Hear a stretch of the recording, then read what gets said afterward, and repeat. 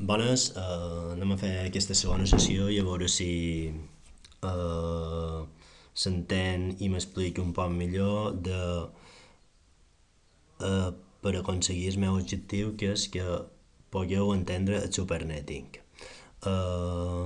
Primer de tot faré una explicació enfocant-me a les adreces de classe A i per distingir què és el que són les xarxes públiques, privades i les adreces especials. D'acord? Anem a veure això. Tenim aquest diferent tipus d'adreces. Vale? Tots sabem molt bé què és una adreça de xarxa, la classe, tipus, el rang i nombre d'IPs. Tipus. Tenim diferents tipus d'adreces. Tenim unes adreces especials, tenim unes adreces públiques que se veuen a internet, vale? Que són les que nosaltres utilitzem per connectar-nos a internet, i també tenim adreces privades, que són les que de qualque manera implementam dins una xarxa interna. D'acord? Nosaltres, a la nostra xarxa interna de que nostra utilitzam una adreça privada i per comunicar-nos a nivell intern. Però quan sortim cap a internet utilitzam l'adreça pública que ens ha assignat el nostre proveïdor. D'acord? Aquest procés de traduir aquesta adreça interna cap a adreça externa és el que s'anomena NAT. Ho veurem properament. Per tant, anem a seguir un poc més amb l'explicació i tenim que, de qualque manera, aquesta adreça de xarxa 0.0.0.0/8 sabem que és de classe A i és una adreça especial i concretament va del rang de 0.0.0 fins a 0.255.255.255 per obtenir 2 elevat a 24 IPs.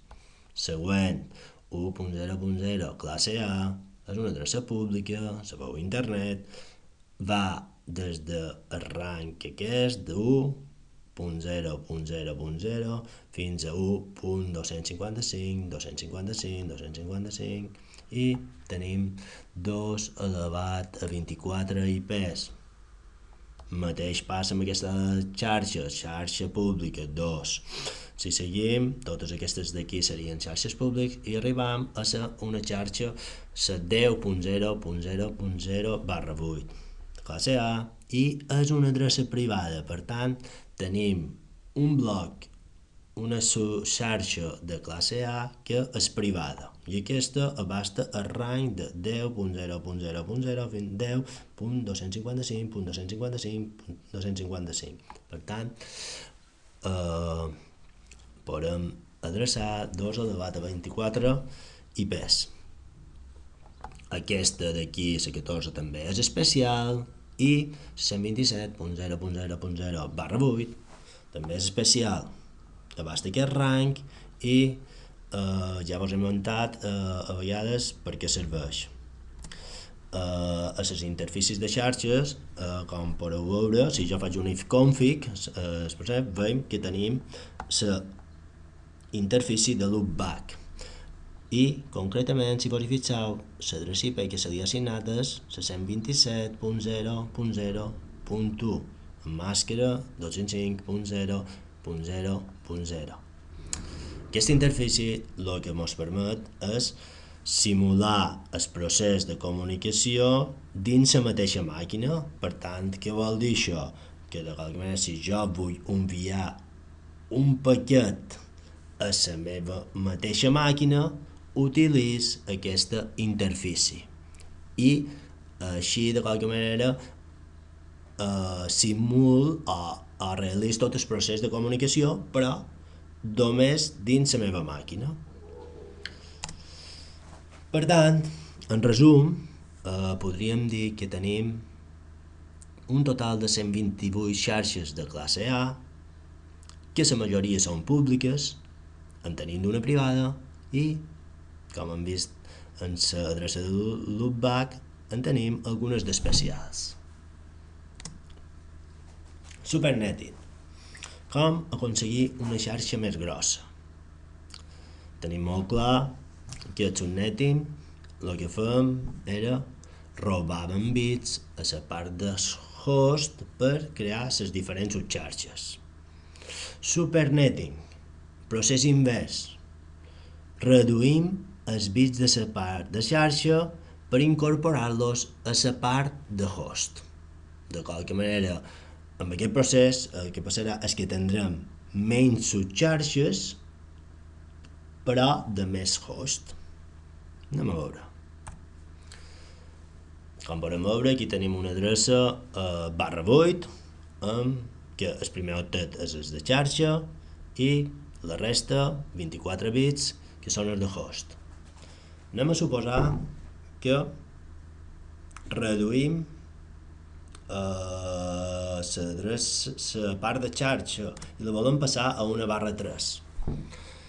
D'acord? Que ens quedarien 3 bits de part de xarxa, i 3 i 29 de part de host.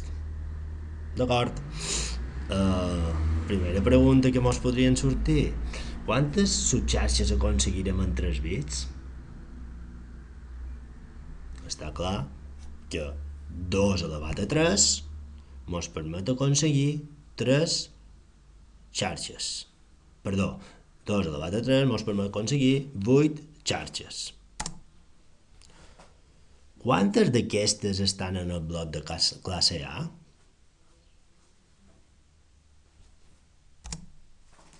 Quins blocs puc utilitzar per obtenir 2 elevat a 29 IPs públiques?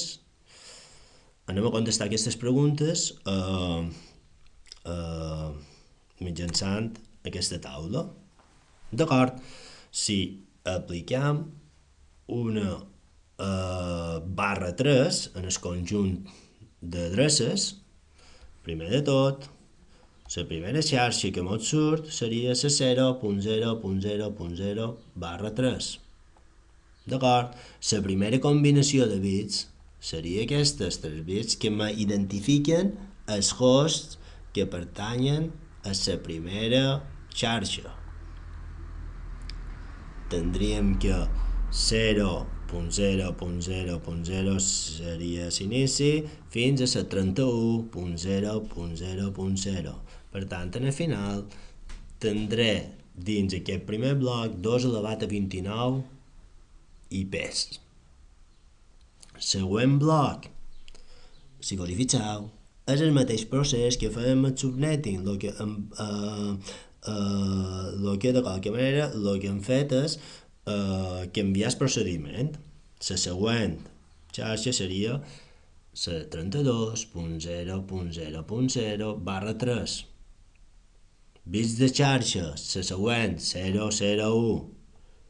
Quin rang d'IPs aconseguim dins aquesta? 32.0.0.0 fins a 63.0.0.0. 2 elevat a 9, 2 elevat a 29, número d'IPs. I així successivament, com feien el procés de subnetting. D'acord? Per tant, anem a respondre en